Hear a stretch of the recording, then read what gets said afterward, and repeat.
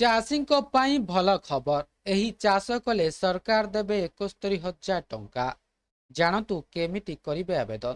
ତା ପୂର୍ବରୁ ଚ୍ୟାନେଲରେ ନୂଆ ଥିଲେ ଚ୍ୟାନେଲଟିକୁ ସବସ୍କ୍ରାଇବ କରି ରଖନ୍ତୁ ଏମିତି ଗୁରୁତ୍ୱପୂର୍ଣ୍ଣ ଅପଡେଟ୍ ସବୁଠୁ ପ୍ରଥମେ ପାଇବା ପାଇଁ।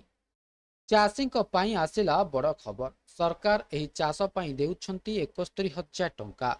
ତେବେ ତାହା କେଉଁ ଚାଷ ଚାଲନ୍ତୁ ଜାଣିବା। ସରକାର ଚାଷୀଙ୍କ ବିକାଶ ପାଇଁ ଅନେକ ଯୋଜନାମାନ ପ୍ରସ୍ତୁତ କରୁଛନ୍ତି। ତେବେ ଯଦି ଆପଣ ଜଣେ ଚାଷୀ ହୋଇଥାନ୍ତି କିମ୍ବା ଚାଷ କରିବା ପାଇଁ ଯୋଜନା କରୁଛନ୍ତି, ତେବେ ଏହି ଖବର କେବଳ ଆପଣଙ୍କ ପାଇଁ।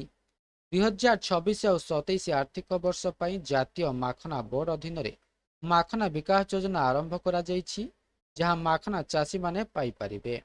ମାଖନା ବିକାଶ ଯୋଜନା ମାଖନା ଉତ୍ପାଦନ ଠାରୁ ଆରମ୍ଭ କରି ଏହାର ବିପଣନ ପର୍ଯ୍ୟନ୍ତ ଯଥେଷ୍ଟ ସବସିଡି ପ୍ରଦାନ କରିବ।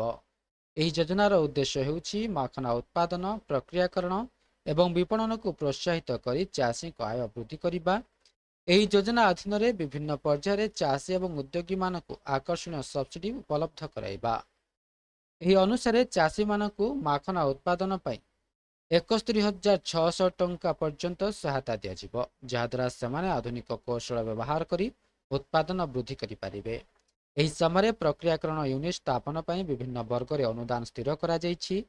ଏକ ମାଇକ୍ରୋ ୟୁନିଟ୍ ପାଇଁ 5 ଲକ୍ଷ ଟଙ୍କା, ଏକ ଛୋଟ ୟୁନିଟ୍ ପାଇଁ 19,50,000 ଟଙ୍କା, ଏକ ମଧ୍ୟମ ୟୁନିଟ୍ ପାଇଁ 1,50,00,000 ଟଙ୍କା ଏବଂ ଏକ ବଡ଼ ୟୁନିଟ୍ ପାଇଁ 3,50,00,000 ଟଙ୍କା ପର୍ଯ୍ୟନ୍ତ ଅନୁଦାନ ଦିଆଯିବ। ଫାର୍ମ ପ୍ରଡକ୍ଟ ମ୍ୟାନେଜମେଣ୍ଟ ୟୁନିଟ୍ 2 ଲକ୍ଷ ଟଙ୍କା ସହାୟତା ପ୍ରକାଶ କରାଯାଇଛି। ମାଖନାର ମାର୍କେଟିଂକୁ ସୁଦୃଢ଼ କରିବା ପାଇଁ ସରକାର ବିଶେଷ ପଦକ୍ଷେପ ନେଉଛନ୍ତି। ମାଖନା ବିକ୍ରୟ କେନ୍ଦ୍ର ସ୍ଥାପନ ପାଇଁ 10 ଲକ୍ଷ ଟଙ୍କା ପର୍ଯ୍ୟନ୍ତ ଅନୁଦାନ ପ୍ରଦାନ କରାଯିବ। ଏହା ବ୍ୟତୀତ ଜାତୀୟ ଏବଂ ଆନ୍ତର୍ଜାତୀୟ ପ୍ରଦର୍ଶନୀରେ ଅଂଶଗ୍ରହଣ ପାଇଁ 25 ଲକ୍ଷ ଟଙ୍କା ପର୍ଯ୍ୟନ୍ତ ସହାୟତା ରାଶି ପ୍ରଦାନ କରାଯିବ। ରପ୍ତାନୀକୁ ପ୍ରୋତ୍ସାହିତ କରିବା ପାଇଁ ପ୍ରମାଣପତ୍ର ପାଇଁ 2,50,000 ଟଙ୍କା ପର୍ଯ୍ୟନ୍ତ ଅନୁଦାନ ରଖାଯାଇଛି।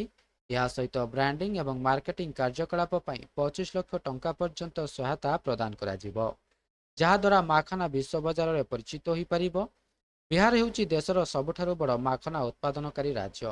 ଏହି ଯୋଜନା ମାଧ୍ୟମରେ ସରକାର ଏହାକୁ ଏକ ସଂଗଠିତ ଶିଳ୍ପ ଭାବରେ ବିକଶିତ କରିବାକୁ ଲକ୍ଷ୍ୟ ରଖିଛନ୍ତି।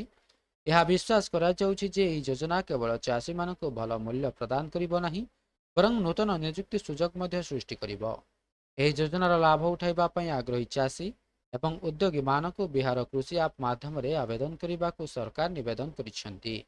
ଏହି ଯୋଜନାକୁ ରାଜ୍ୟର କୃଷକମାନଙ୍କ ପାଇଁ ଆର୍ଥିକ ସମୃଦ୍ଧି ଦିଗରେ ଏକ ଗୁରୁତ୍ୱପୂର୍ଣ୍ଣ ପଦକ୍ଷେପ ବୋଲି ବିବେଚନା କରାଯାଉଛି।